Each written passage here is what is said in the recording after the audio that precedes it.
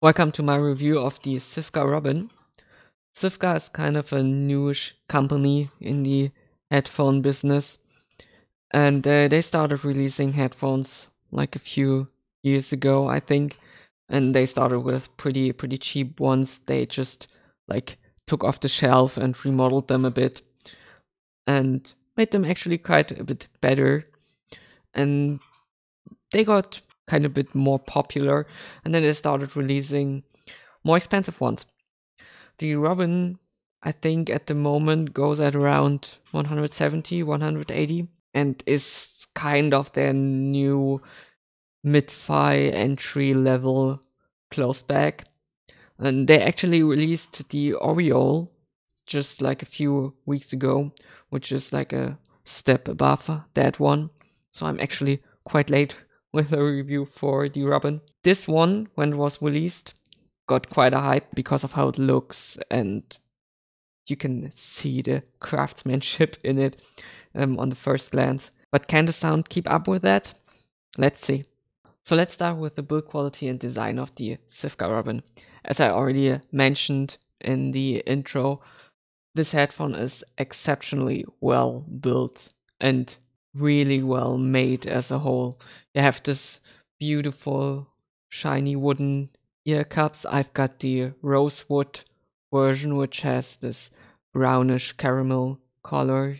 It's just really beautiful. Design wise, I kind of like everything about this, from the beautiful stitching on the headband.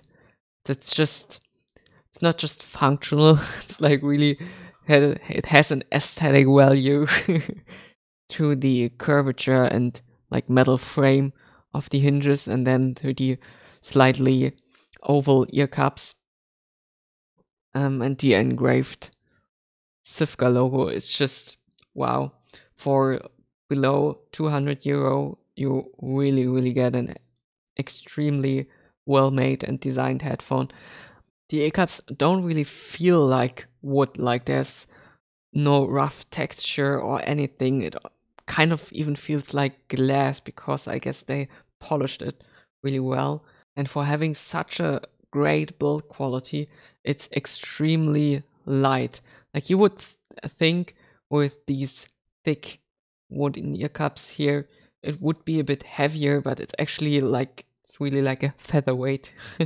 So all in all, it's really just a beautiful made and beautiful looking headphone, and definitely punches above its price. Regarding the cable, people were saying that it's kind of microphonic and not that good, but to me it feels fine, and it's actually not that bad. Like when I'm listening to stuff, I don't get any bothersome microphonics or anything, and I don't really see a need to change the cable in time. I don't have such high standards for cables, so as long as they don't bother me, it's fine. So yeah, take that as you will. Unfortunately, it uses 2.5 millimeter inputs, but yeah, I guess that's just like a little bit annoying, but nothing worse. So let's talk about comfort.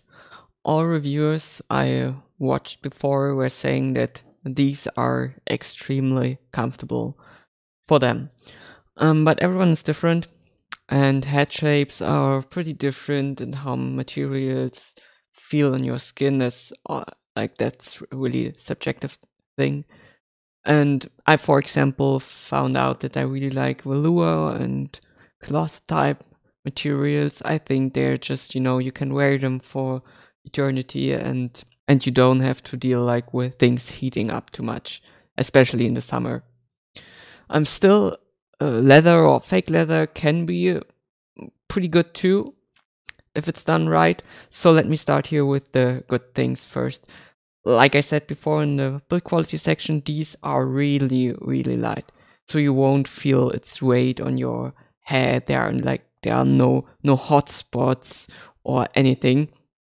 The headband is actually padded just like a little bit, but it feels completely fine because it's so light, and the padding in the headband is like really feels really good. Like it's really soft. The ear pads are pretty large and deep, the materials they use like is really extremely soft. Like this feels really great. I think it's some type of memory foam, maybe because like just look how it stays in shape. It's awesome. It really feels really great. The clamping force is pretty light, so you won't get any pressure on your ears, which makes them sit a bit loose, but I haven't had any issues with them falling off, especially because they are so light. Like even when you move to the front, there's just not much weight that's like pushing. But there are a few negative things here and some points you have to consider. So these are again not made for small heads. I wear them with these sliders all the way in, and they are like, they fit well, but they could even be a bit tighter. And my head is kind of average. Like I said, it fits with the sliders all the way in, and even then it could be a bit tighter. So people with like smaller heads, I think they will have some issues here with these not fitting at all. I also read a few reviews on Amazon before who complain about this exact thing. So if you know you have like a smaller head and maybe you are having issues with other headphones before, you should really try these before buying them. The next thing is something that more or less happens with like every headphone that uses these leather, fake leather, anything like that. But these will get hot on your skin and not just on your ear. Your ears, at least my ears do, they are mostly inside here. So this touches the area around your ears. And I feel everywhere where the padding touches your face, it gets hotter than usual. It does feel more sticky than with other headphones who use kind of the same padding. In the summer, I kind of found these to be somewhat annoying to wear, like when we have like 35 degrees here. Still, if you can deal with these two things, then these are extremely comfortable and they will disappear on your head. You can wear these for like the whole day. It's awesome. They really did a great thing with the comfort on these. Just note the cups can move like this, but they don't have any swivel to the side. I wasn't bothered by it, so I didn't even notice like a difference to other headphones who have this kind of side movement. And I think especially for people who have like maybe a bigger head, who have issues with the comfort on other headphones, with like their ears touching the inside of the driver or pressure or anything, these will be perfect. Talking about sound, this is where these are the most divisive. They have a pretty reshaped sound, so they have boosted bass and boosted highs. And let's just start with the bass frequencies. I found the bass to be pleasantly strong, but it's a rather bigger and boomier bass, and it's not really tight, but it still retains like a lot of punchiness.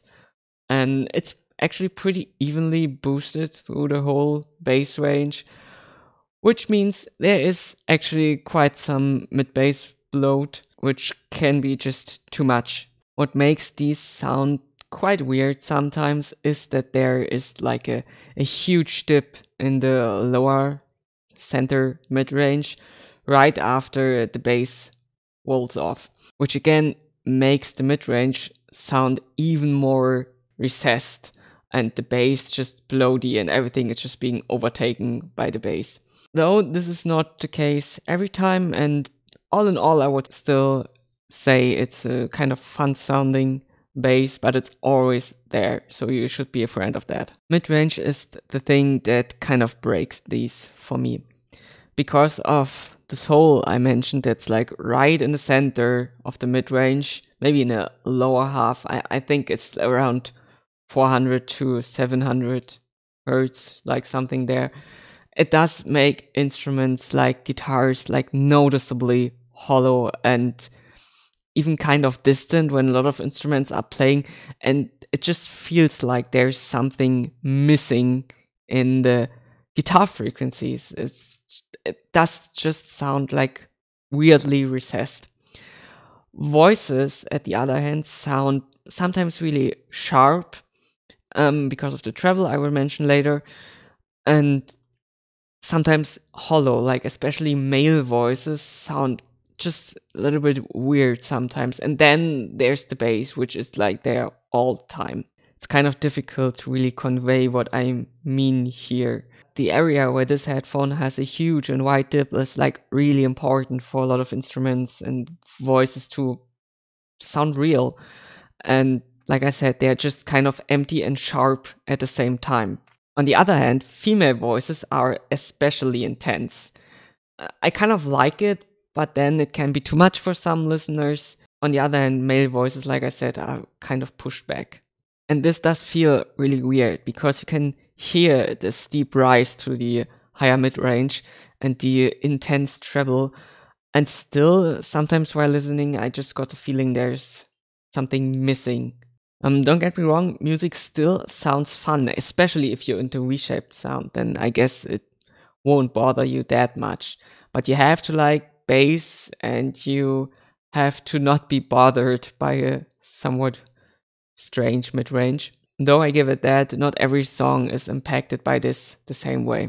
Regarding the treble, it does sound bright and it has several peaks in the kind of higher treble area, and yeah, especially in the upper treble, but I rarely heard any sibilants. And I found that it also really depends on the recording and the song itself. If that treble is just too much or if it's like a nice contrast to the bass. Again, there is this slight unevenness, like sometimes it will sound smoother, but then the voice or an instrument will fall into that peaky area and will sound somewhat unpleasant. And again, especially some voices sound really harsh here. Even just watching YouTube videos. I feel like I'm being a little too hard here because, again, it does not exhibit these flaws in the tuning all the time. It's just often enough to kind of bother me.